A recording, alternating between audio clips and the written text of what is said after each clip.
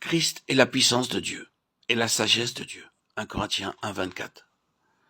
Notre confiance en nos propres forces vient de notre confiance en notre sagesse, qui s'imagine pouvoir servir Dieu parce qu'elle connaît la parole de Dieu. Cette sagesse humaine qui se saisit de la parole de Dieu est le plus grand danger qui puisse menacer l'Église.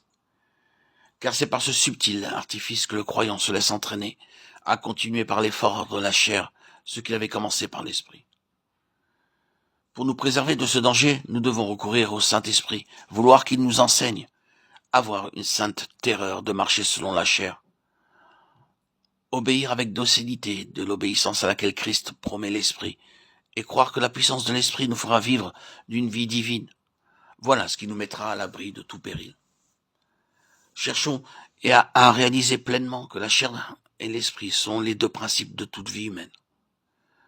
La plupart des chrétiens obéissent tantôt à l'un, tantôt à l'autre, tandis que la volonté de Dieu est que nous ne marchions plus du tout, plus un seul instant selon la chair, mais que nous marchions uniquement selon l'Esprit.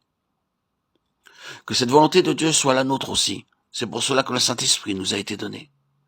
Veuille notre Dieu nous faire voir que le Saint-Esprit peut nous affranchir entièrement de la vie de chair et nous faire vivre par sa présence en nous d'une vie toute nouvelle de la vie de Christ, qui est notre vie. Alors nous pourrons dire, je vis non plus moi-même, mais Christ vit en moi. Galates 2:20.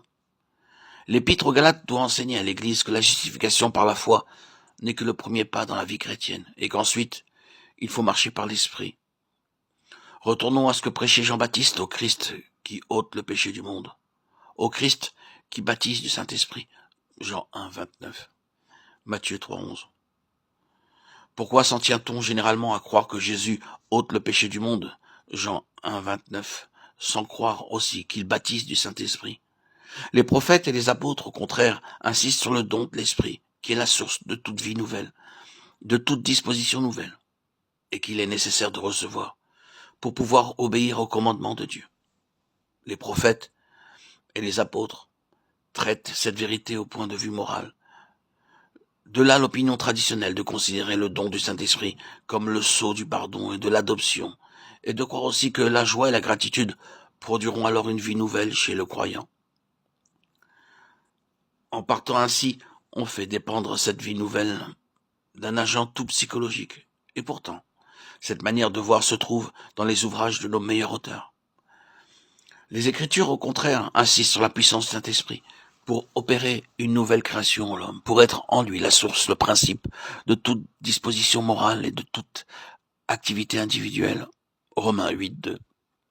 Christ, portant les péchés, ne fait que préparer la voie à l'entrée du Saint-Esprit.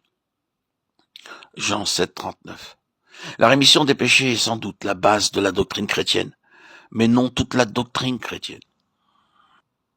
Notre Dieu et notre Père, nous te remercions de tout ce que tu offres à tes enfants, quand tu les appelles à se rapprocher de toi en se glorifiant en Jésus-Christ et en t'adorant en esprit.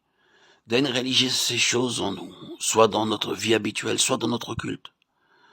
Nous avons besoin que toi-même tu nous fasses voir quel obstacle oppose à cette vie-là, toute prépondérance de la chair, tout effort du moi.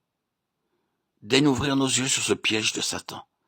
Fais-nous reconnaître combien nous sommes portés à nous confier en la chair, à tomber ainsi dans cette tentation subtile de l'ennemi, à nous laisser facilement entraîner à continuer par l'effort de la chair, ce qui avait été commencé par l'esprit.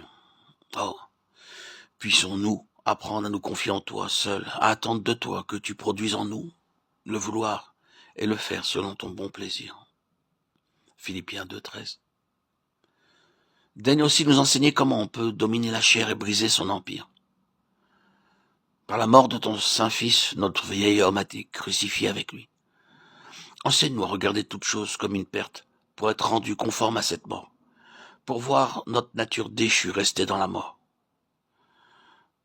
Nous plaçons sous la direction de ton Saint-Esprit. Nous croyons que par l'Esprit, Christ est notre vie, en sorte qu'au lieu d'une vie d'effort et de travail, c'est une vie toute nouvelle qui opère en nous. Notre Père, avec confiance et foi, nous renonçons à tout pour que ton Esprit devienne notre vie. Amen.